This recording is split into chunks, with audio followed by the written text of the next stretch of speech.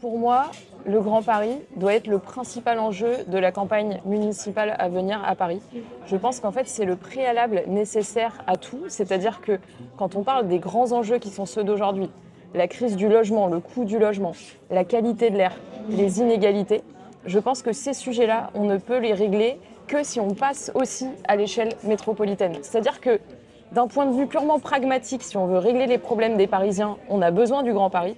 Et après, d'un point de vue politique, si on porte un programme de gauche pour Paris, je pense qu'on doit évidemment s'intéresser à ce qui se passe au-delà du périph' et s'intéresser aux inégalités qui existent dans la métropole du Grand Paris, dont tout le monde pâtit, parce que Paris en pâtit aussi.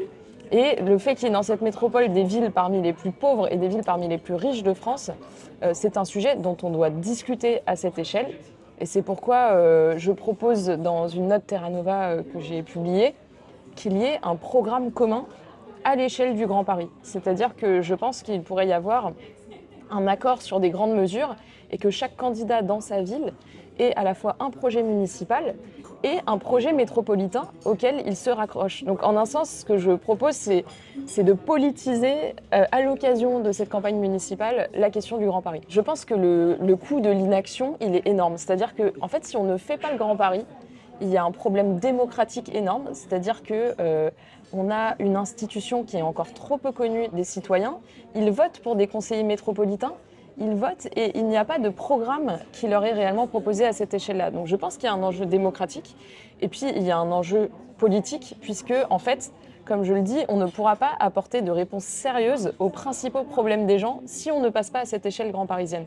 Donc ça veut dire tout simplement que leur rapport à la politique risque de se dégrader puisqu'on ne pourra pas apporter de solution aux problèmes. Je pense que si on n'avance pas sur le Grand Paris, pour moi, c'est un peu une faillite démocratique parce que on ne peut pas rester à ces échelles. On est dans un temps où il y a de plus en plus de frontières aussi qui sont clamées par certains à l'échelle internationale et on doit absolument, à notre petite échelle, casser ces frontières, ce qui ne veut pas dire évidemment qu'il faut tout homogénéiser, mais je pense que si on ne fait rien, les inégalités, elles augmentent déjà au sein de la métropole, elles vont s'aggraver d'autant plus. Si on ne fait rien, la situation du logement va se dégrader et si on ne fait rien, on n'arrivera pas non plus à avoir un vrai impact en matière d'écologie.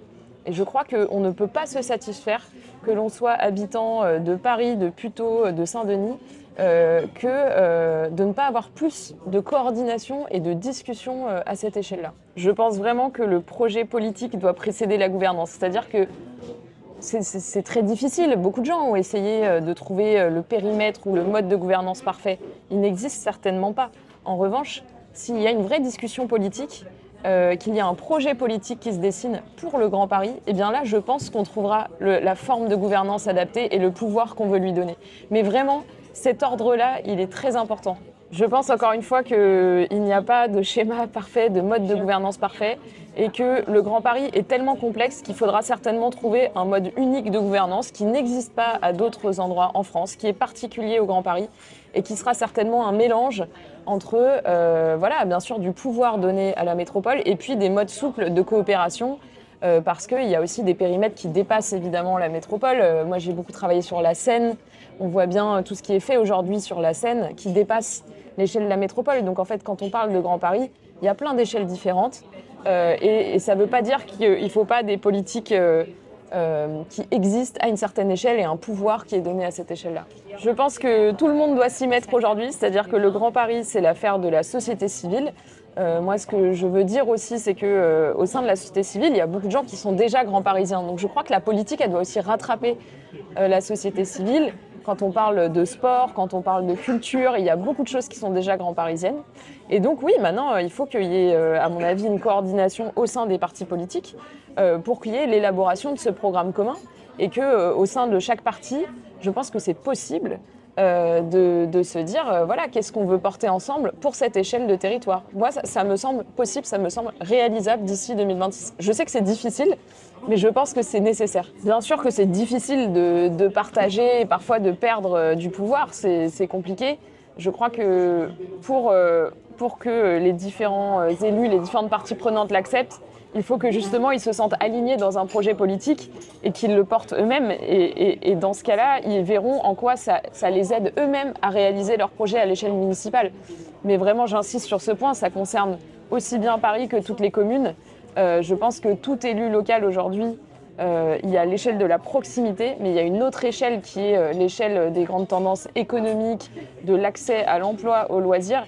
Et cette échelle-là, elle ne peut être traitée qu'à l'échelle métropolitaine. Et donc, en un sens, tout élu a intérêt aussi à ce que cette échelle se réalise plus. Je pense qu'il y a eu beaucoup d'étapes dans la construction du Grand Paris et qu'elles ont toutes été importantes. Par exemple, l'atelier international du Grand Paris, c'est un moment qui a été important pour l'utopie, pour mobiliser les urbanistes, les architectes.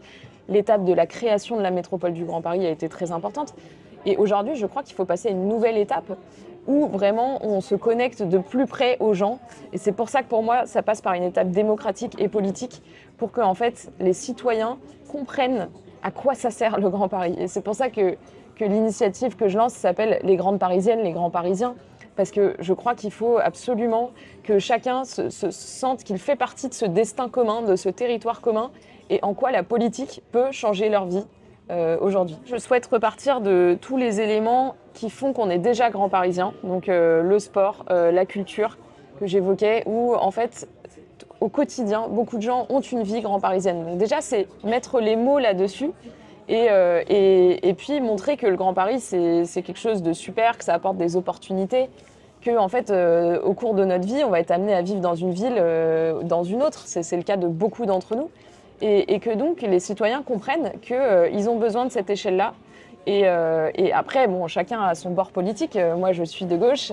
Et donc, je pense que pour toute personne attachée à la lutte contre les inégalités, à l'écologie, en fait, ils peuvent comprendre que c'est cette échelle grand parisienne qui peut nous aider.